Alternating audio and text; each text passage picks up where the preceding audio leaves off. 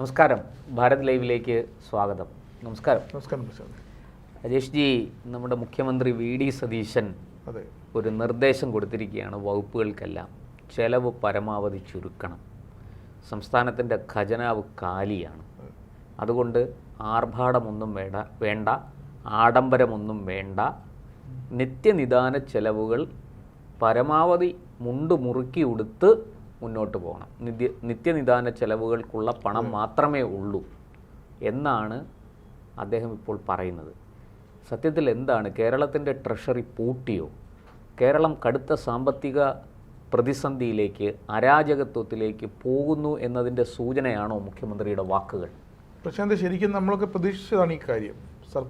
സതീശൻ സർക്കാർ തുടക്കത്തിൽ വന്നപ്പോഴേ ഈ ഒരു വിഷയം പറഞ്ഞായിരുന്നു. കാരണം ധവളപത്രമിറക്കി വന്നപ്പോഴേ പറഞ്ഞത് ഖജനാവ് കാലിയാണ്. കഴിഞ്ഞ സർക്കാർ പറഞ്ഞ കെൻ ബാലോപാൽ ധനമന്ത്രി ആയിരുന്നപ്പോൾ പറഞ്ഞ ഒന്നുമല്ല, ട്രഷറിയിലൊന്നും കാണുന്നില്ല, മൊത്തത്തിൽ നഷ്ടമാണ്, കിഫ്ബി ഒരു വെള്ളാനയാണ്, കിഫ്ബി പണം മൊത്തം കൊണ്ടുപോയിക്കൊണ്ടിരിക്കുകയാണ്, അതെല്ലാം ഫ്രീസ് ചെയ്തു. പക്ഷേ ഈ വർഷം ആദ്യത്തെ പാദം 3 മാസം, ജനുവരി, ഫെബ്രുവരി, മാർച്ച്, ഈ 3 മാസം കൃത്യമായിട്ട് 33,000 കോടി രൂപയുടെ വരുമാനമുണ്ട്. റവന്യൂ വരുമാനം നമുക്ക് കൂടി. പക്ഷേ നമ്മുടെ ഈ റവന്യൂ വരുമാനം കൂടിയെങ്കിലും നമ്മുടെ ചിലവുകളെല്ലാം ഈ വർഷം വീണ്ടും കൂടി 10,000 കോടിയോളം കേന്ദ്രത്തിൽ നിന്നും കടമെടുക്കേണ്ടി വന്നു. സതീശൻ സർക്കാരിൻ്റെ ആദ്യത്തെ വർഷമാണ്. കാരണം ശമ്പളം കൊടുക്കണം, മറ്റ് ചിലവുകളുണ്ട്, അങ്ങനെ ഒരുപാട് കാര്യം. ക്ഷേമ പെൻഷനുണ്ട്. 1,400 കോടി രൂപയ്ക്കാണ് ക്ഷേമ പെൻഷന് വേണ്ടി വകയിരുത്തുന്നത്. ക്ഷേമ പെൻഷൻ അത് തവണ കൊടുത്തു. ക്ഷേമ പെൻഷൻ മുടങ്ങാതെ കൊടുക്കുന്നുണ്ട്. പിന്നെ KSRTCക്ക് ഏതാണ്ട് 125 കോടി രൂപ അതിൻ്റെ പെൻഷനും പിന്നെ ശമ്പളവും വേണം. പിന്നെ 100 കോടി രൂപ അതൊരു മാസം അവർ ഒരു വർഷം 90-95 കോടി രൂപ അത് നഷ്ടം വരുമെന്ന് പറയുന്നു. എന്തായാലും KSRTCക്ക് ഒരു മാസം KSRTCക്ക് പ്രതിദിന നഷ്ടം 2.5 കോടി രൂപയാണെന്നാണ് ഇപ്പോൾ പറയുന്നത്. ഈ പ്രിയദർശിനിയിൽ സൗജന്യമായി യാത്ര ചെയ്യുന്നത്. ഇപ്പോൾ ഇതിനുള്ള അധിക വരുമാനം കണ്ടെത്തേണ്ടതുണ്ട്. എങ്ങനെ, എവിടെ നിന്ന് എന്നാണ് ചോദ്യം. കാരണം കേരളത്തിൽ ഏറ്റവും കൂടുതൽ ടാപ്പ് ചെയ്യാൻ പറ്റുന്ന IT ഉണ്ട്, പിന്നെ നമ്മുടെ മദ്യക്കച്ചവടം, ലോട്ടറി, ഇത് ഇത്രയാണ്. IT-യിലെ ഒരു സ്ഥിര വരുമാനം, IT-യിൽ ലോങ് ടൈം വരുമാനമാണ്. IT-യിൽ നമ്മൾ ടെക്നോ പാർക്ക് അടക്കമുള്ള, ടെക്നോ സിറ്റി അടക്കമുള്ള, ഇൻഫോ പാർക്ക് അടക്കമുള്ള സ്ഥാപനങ്ങളിലെ വിവിധ സ്ക്വയർ ഫീറ്റ് കണക്കിന് വാടകയ്ക്ക് കൊടുത്ത് അത് നിക്ഷേപം ഇൻവൈറ്റ് ചെയ്ത് സർക്കാരിൻ്റെ വരുമാനം നികുതി ഇനത്തിലേക്ക് കിട്ടുള്ളൂ. അതൊരു മറ്റൊരു കാര്യമാണ്. ഇപ്പോൾ സതീശൻ സർക്കാർ അപ്പം അങ്ങനെ വരുമ്പോഴത്തേക്കും പരമ്പരാഗതമായ വരുമാനം തന്നെയാണ്. റവന്യൂ വരുമാനം കൂടിയെങ്കിലും ചിലവും കൂടിയിട്ടുണ്ട്. അതെങ്ങനെ ചിലവ് കൂടി എന്ന് പ്രത്യേകം പരിശോധിച്ച് റിപ്പോർട്ട് നൽകാൻ എല്ലാ വകുപ്പ് മേധാവികളോടും ധനമന്ത്രി കൂടിയ മുഖ്യമന്ത്രി ആവശ്യപ്പെട്ടിരിക്കുകയാണ്. അതായത് അടുത്ത ബജറ്റ്, എന്തായാലും ഇനി ഒരു ബജറ്റ് വേണമല്ലോ, ഈ സെപ്റ്റംബർ 20-നകം അടുത്ത ബജറ്റിനുള്ള ഒരുക്കങ്ങൾ, അതിൻ്റെ നിർദ്ദേശങ്ങൾ തരണം. പക്ഷേ ഒരു എസ്റ്റിമേറ്റ് ഉണ്ടാകും. കഴിഞ്ഞ ബജറ്റിനേക്കാൾ എസ്റ്റിമേറ്റ് എക്സീഡ് ചെയ്യാൻ പാടില്ല, കൂടാൻ പാടില്ല. അപ്പോൾ കൃത്യമായിട്ട് ആ കണക്കുകൾ വച്ചിട്ട് എന്തൊക്കെ ചെയ്യാൻ പറ്റും, ഏതൊക്കെ പദ്ധതികൾ ലാഭമുണ്ടാക്കാൻ പറ്റും, ഏതൊക്കെ വകുപ്പിൻ്റെ കീഴിലുള്ള പദ്ധതികളാണ്, ഏതൊക്കെ പദ്ധതികളാണ് നഷ്ടം, ലാഭമുണ്ടാക്കാത്തത്, ഇതെല്ലാം കണ്ടുപിടിക്കണം. പിന്നെ അടുത്തതായിട്ട് ഈ സർക്കുലർ പറയുന്നത് വ്യക്തമായിട്ട് ആവശ്യമുള്ള കാര്യങ്ങൾക്ക് മാത്രമേ പണം ചിലവാക്കാവൂ. ഇപ്പോൾ അതായത് നമ്മൾ സെക്രട്ടറിയിലേക്ക് കയറി ചെല്ലുന്നു, അവിടുത്തെ ജനൽ ഒരു നോർത്ത് ബ്ലോക്കിലേക്ക് കയറുമ്പോൾ സൈഡിലായിട്ട് ജനലുകൾ ഇളകി ആടുന്നുണ്ട്, അതൊന്ന് ചാരി വെച്ചാൽ മതി. പക്ഷേ ഫ്രണ്ട് ഡോർ കേടാണ്, അല്ലെങ്കിൽ അകത്തെ AC കേടാണ്.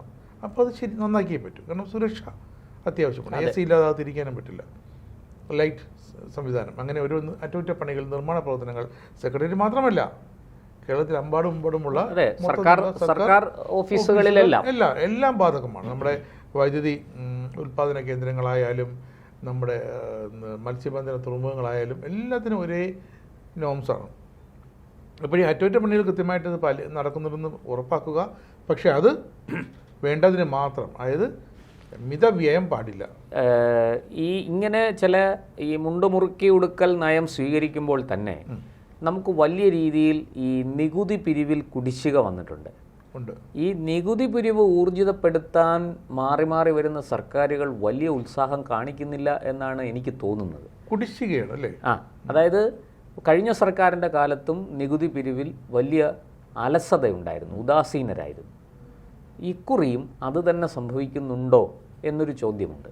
പ്രത്യേകിച്ച് പലതും നമ്മുടെ ഈ ഭൂനികുതി പിരിക്കുന്ന കാര്യമാണെങ്കിൽ നമ്മുടെ മൂന്നാർ അടക്കമുള്ള അല്ലെങ്കിൽ നമ്മുടെ മധ്യ കേരളത്തിലെ എസ്റ്റേറ്റുകൾ, ഏക്കറണക്കിന് എസ്റ്റേറ്റുകൾ, മൂന്നാറിലെ തേയിലത്തോട്ടങ്ങൾ, പാലക്കാടും മറ്റുമുള്ള കോഴിക്കോടുമുള്ള വയനാടുള്ള തേയിലത്തോട്ടങ്ങൾ വൻകിട കമ്പനികളുടേതാണ്. നമുക്കറിയാം പല ദേശീയ കമ്പനികൾ, അന്തർദേശീയ കമ്പനികൾ ഇവിടുത്തെ പേര് വെച്ചിട്ട് ഒക്കെ അവർക്ക് തോട്ടങ്ങളുണ്ട്.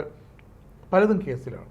ഈ ഭൂനികുതി അഡ്ജസ്റ്റ് ചെയ്യുന്നവരുമായി ബന്ധപ്പെട്ട് നികുതിയുടെ ഏറ്റക്കുറച്ചിലുകൾ, അങ്ങനെയുള്ള സെസ്സുകൾ ഇതൊക്കെ ഏർപ്പാടാക്കിയപ്പോൾ കാലാകാലം ബജറ്റിൽ ഈ തുക കൂടി വരും. അപ്പോൾ അത്തരം ഇവരിൽ നിന്നും പിരിച്ചെടുക്കാൻ, പിന്നെ വൈദ്യുതി കുടിശ്ശിക മാത്രമാണ് എനിക്ക് തോന്നുന്നു കേരളത്തിൽ കൃത്യമായിട്ട് കുടിശ്ശിക ഇല്ലാതെ പിരിക്കുന്നത് വൈദ്യുതി ബിൽ മാത്രമാണ്. പക്ഷേ അവിടെ വാട്ടർ അതോറിറ്റിയുടെ ബില്ലടക്കം, അതെ, വാട്ടർ അതോറിറ്റി പ്രശ്നമാണ്. വൈദ്യുതി അവർ കൃത്യമായിട്ട് ഫ്യൂസ് ഊരിക്കൊണ്ടു പോകുമെന്ന് അത് പൊതുജനത്തിന് ബുദ്ധിമുട്ടിക്കുന്നതാണ്. പക്ഷെ അത് വ്യവസായങ്ങൾക്കും പൊതുജനങ്ങൾക്കും ഒക്കെ അറിയാം. അതുകൊണ്ടാണ് കൃത്യമായിട്ട്, കാരണം അവർക്ക് അതിൽ ഇപ്പൊ ഞാൻ മനസ്സിലാക്കുന്നത് ശരിയാണെങ്കിൽ വാട്ടർ അതോറിറ്റി KSEB കൊടുക്കാനുള്ള പണം കൊടുത്തിട്ടില്ല. അതേസമയം KSEBക്ക് വാട്ടർ അതോറിറ്റി അടയ്ക്കാനുള്ള പണം ഏതാണ്ടൊക്കെ, അതാണ് രണ്ട് വകുപ്പുകൾ തമ്മിലുള്ള പോളിസിയിൽ വ്യത്യാസങ്ങൾ. കാരണം വാട്ടർ അതോറിറ്റി കുടിവെള്ളം വിച്ഛേദിക്കാറില്ല, അത് മനുഷ്യാവകാശ ലംഘനമാണ്. വൈദ്യുതി വിച്ഛേദിക്കുന്ന മനുഷ്യാവകാശ ലംഘനമല്ല, കുടിവെള്ളം നിഷേധിക്കരുത്, മറ്റത് പ്രാഥമിക ആവശ്യങ്ങളിൽ പെടുന്നതാണ്. വൈദ്യുതി വിച്ഛേദിച്ചാലും അത് നമ്മുടെ പാരമ്പര്യ ഊർജം അല്ലെങ്കിൽ സോളാർ എനർജി അങ്ങനെയൊക്കെ നമുക്ക്, പക്ഷെ കുടിവെള്ളത്തിൽ അല്ല, അതവിടെ നിൽക്കട്ടെ. നമുക്ക് കിഫ്ബിയിലേക്ക് വരാം.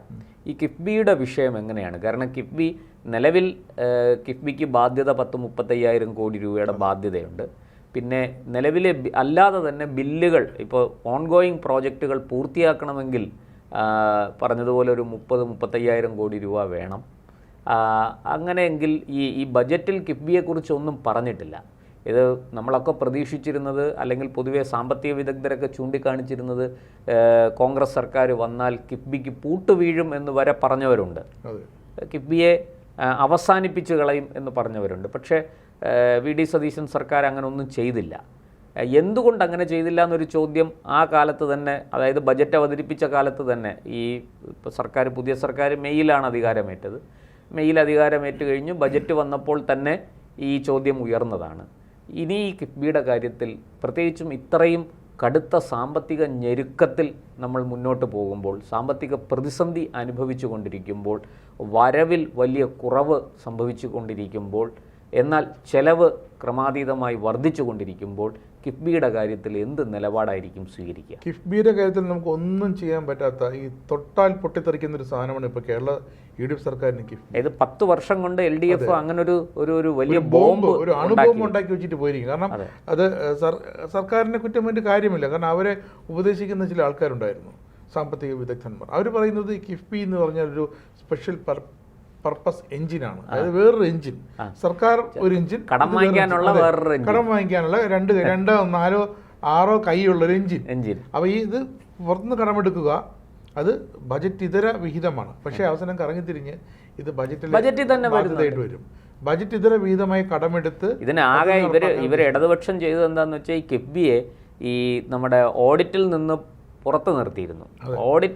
കിഫ്ബിക്ക് ഓഡിറ്റ് വേണ്ട എന്നുള്ളൊരിതായിരുന്നു. അത് അതിരൂക്ഷമായ വിമർശനമാണ് CNDG ഒക്കെ ആ വിഷയത്തിൽ നടത്തിയത്.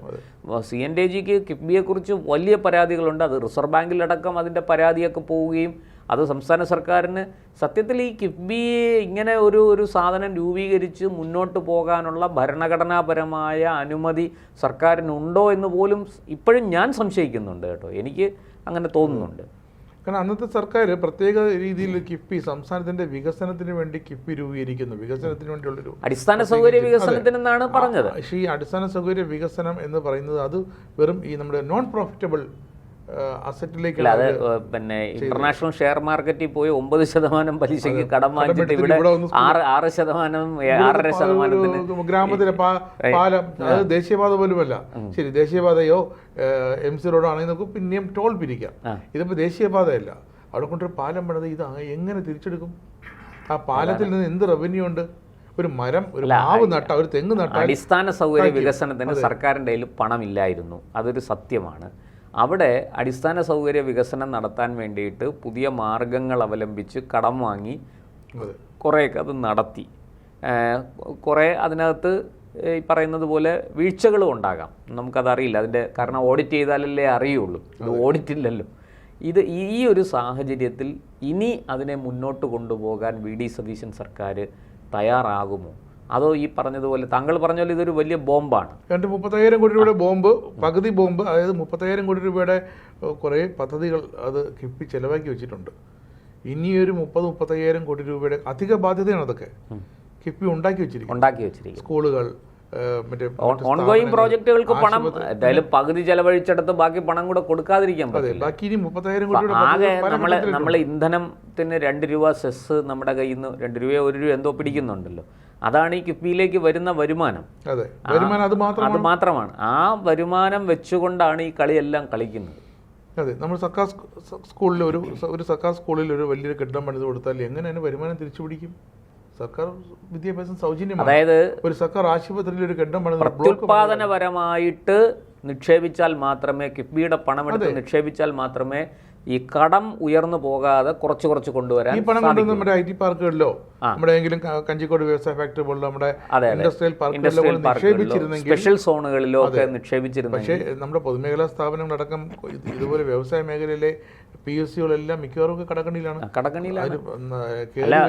നമ്മളീ പറയുന്ന ലാഭത്തിൽ എന്ന് പറയുന്ന KMML ഉൾപ്പെടെയുള്ള സ്ഥാപനങ്ങൾക്ക് വലിയ പ്രതിസന്ധി അതിൻ്റെ ഒരു വശത്ത് നിൽക്കുന്നു, വളർന്നു നിൽക്കുന്നു എന്നുള്ളത് സത്യമാണ്.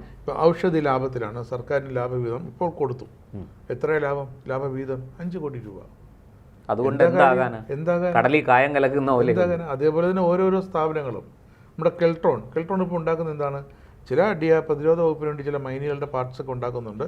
പിന്നെ കെൽട്രോൺ ഉണ്ടാക്കുന്ന ഹിയറിംഗ് ഇമ്പേർഡ്, ശ്രവണ സഹായി, അതിലൊക്കെ എന്ത് ലാഭം ഉണ്ടാക്കാനാണ്? പിന്നെ കെൽട്രോൺ കാശ് ഉണ്ടാക്കുന്നത് ഈ പറഞ്ഞതുപോലെ സർക്കാർ സാധനങ്ങൾ മറിച്ച് വിറ്റ് ഒരിടത്തുനിന്ന് വാങ്ങിച്ച് ഇപ്പുറത്ത് സർക്കാർ ഓർഡർ 10% കൂട്ടിയിട്ട് വിറ്റ് കാശുണ്ടാകും. സർക്കാർ തന്നെ അങ്ങോട്ട് ഒരു സ്ഥാപനം ഓർഡർ കൊടുക്കുന്നു, അത് പബ്ലിക് മാർക്കറ്റിൽ പോയി കുറഞ്ഞ വിലയ്ക്ക് വാങ്ങുന്നു, ഇവിടെ 10% കൂട്ടി ഇവർക്ക് കൊടുക്കുന്നു, ആ മാർജിൻ അവരെടുക്കുന്നു. അപ്പോൾ അതിൽ നമ്മുടെ കേരളം പണ്ട് വിഭാവനം ചെയ്ത Kerala state electronics development corporation എന്ന കെൽട്രോൺ ഉദാഹരണം പറഞ്ഞാണ്. അതിൻ്റെ ഇനി വിഴിഞ്ഞം വരാൻ പോകുമ്പോൾ അദാനി പോർട്ട് ട്രസ്റ്റിനാണല്ലോ എൻ്റെ ലാഭം പോകുന്നത്. സംസ്ഥാന സർക്കാരിന് കുറച്ച് നികുതി ഇനത്തിൽ കിട്ടും. പക്ഷെ ആ നികുതിക്ക് വേണ്ടി നമ്മളിനി എന്തൊക്കെ ചെയ്യണം? അങ്ങോട്ടേക്ക് റോഡ് മാർഗം ഗതാഗതം വേണം, റെയിൽ വേണം, ഗതാഗതം വേണം. വലിയ പ്രതിസന്ധി. അതായത് ചില ഈ ലാഭം കിട്ടുന്ന മേഖലകളിൽ മാത്രം പണം നിക്ഷേപിക്കാൻ സർക്കാർ നിർബന്ധിതരായിക്കൊണ്ടിരിക്കുകയാണ്. അതെ, അങ്ങനെ ലാഭകരമല്ലാത്ത ഒന്നും ചെയ്യേണ്ട. ഇപ്പം മനസ്സിലായി സർക്കാർ എന്തുകൊണ്ടാണ് ഇങ്ങനെ ഒരു മുണ്ടുമുറുക്കൽ നയം സ്വീകരിച്ചത്. ഒരു തരത്തിലും നമുക്ക് കയ്യിൽ നിന്ന് പണം അങ്ങോട്ട് ചെലവഴിച്ചുകൊണ്ടിരിക്കുന്ന മേഖലകൾ അത് പരമാവധി കുറച്ച് ചെലവഴിക്കാൻ പറ്റില്ല. കാരണം കണ്ടില്ലേ, തെലങ്കാനയിലൊക്കെ ജീവനക്കാരുടെ ശമ്പളം വരെ വെട്ടിക്കുറച്ചില്ലേ. അതെ, വേറെ വഴിയില്ല അവർക്ക്. തെലങ്കാനയിൽ രേവന്ത് റെഡ്ഡിയുടെ കോൺഗ്രസ് സർക്കാർ ആയതുകൊണ്ട് ജീവനക്കാരുടെ ശമ്പളം വെട്ടിക്കുറച്ചൊന്നല്ല, എടുത്ത് കൊടുക്കാൻ. അതെ, ഖജനാവിൽ വേണ്ടേ? അപ്പോൾ കേരളത്തിലും സമാനമായ സാഹചര്യങ്ങൾ ഉണ്ടാകും. ഒരുപക്ഷെ സർക്കാർ ജീവനക്കാരുടെ അടക്കം ശമ്പളം വെട്ടിക്കുറയ്ക്കേണ്ടി വരാം. മുമ്പൊരിക്കൽ ആന്റണി സർക്കാരിന്റെ കാലത്ത് നമ്മളത് കണ്ടതാണ്. അന്ന് DA വെട്ടിക്കുറച്ചാണ് 2 മാസം 90 ദിവസത്തോളം സമരം ചെയ്ത ആൾക്കാർ അവസാനം തോറ്റു പിൻവാങ്ങി എന്നുള്ളതല്ലാതെ എന്ത് സംഭവിച്ചു? സർക്കാരിന്റെ നയം മാറിയില്ല, കേരളം സ്തംഭിച്ചു. 90 മാസത്തോളം കേരളം സംഭവിച്ചു. അതുപോലെ തന്നെ കോവിഡ് സമയത്ത് ജീവനക്കാരിൽ നിന്നും പിരിച്ച പൈസ ജീവനക്കാരിൽ നിന്നും 2-3 ഗഡു ശമ്പളത്തിന് 2-3 ഗഡു എടുത്തിരുന്നല്ലോ, അതിൽ കുറച്ച് മാത്രമാണ് കൊടുത്തത്. പിന്നെ സംസ്ഥാന സർക്കാർ ജീവനക്കാർക്ക് ഇനി 10 വർഷത്തെ ഇത് ശമ്പള പരിഷ്കരണത്തിന്റെ അരിയൻസ് കിട്ടാനുണ്ട്. എന്തായാലും അത് നഷ്ടമാണ്. എന്തായാലും നമുക്ക് ഈ മുഖ്യമന്ത്രി, ധനവകുപ്പിന്റെ ചുമതല കൂടിയുള്ള മുഖ്യമന്ത്രി മുണ്ട് മുറുക്കി ഉടുക്കണം എന്നാവശ്യപ്പെടുമ്പോൾ കേരളത്തിലെ ജനങ്ങൾക്കത് കേൾക്കാതിരിക്കാൻ കഴിയില്ല, വകുപ്പുകൾക്കത് അനുസരിക്കാതിരിക്കാൻ കഴിയില്ല. വളരെ സങ്കീർണമായ ഒരു ധനപ്രതിസന്ധിയിലേക്ക് കേരളത്തെ കൊണ്ടെത്തിച്ചിരിക്കുകയാണ് മാറി മാറി ഭരിച്ച സർക്കാരുകളെല്ലാം. ഇനി ഒറ്റ വഴിയേ ഉള്ളൂ, കേന്ദ്രവുമായി ബന്ധപ്പെട്ട് ചർച്ച നടത്തി കേന്ദ്ര ധനകാര്യ മന്ത്രാലയത്തിൽ നിന്ന് കേരളത്തിന് വേണ്ടി ഒരു സ്പെഷ്യൽ പാക്കേജ്, ഈ 5 ലക്ഷം കോടിക്ക് മുകളിൽ കടവുമായിട്ട് ശ്വാസം മുട്ടുന്ന കേരളത്തിന് ഒരു സ്പെഷ്യൽ പാക്കേജ് വാങ്ങിയെടുക്കുക. അത് കേന്ദ്രത്തിൽ നിന്ന് കിട്ടുമോ ഇല്ലയോ എന്ന് നമുക്ക് ഉറപ്പൊന്നുമില്ല. പക്ഷേ അതിനുവേണ്ടിയുള്ള ഒരു പരിശ്രമം സംസ്ഥാന സർക്കാർ നടത്തും എന്നാണ് ഈ സാഹചര്യത്തിൽ എനിക്ക് തോന്നുന്നത്. ബാക്കിയൊക്കെ വരും പോലെ വരട്ടെ, നമുക്ക് കണ്ടറിയാം.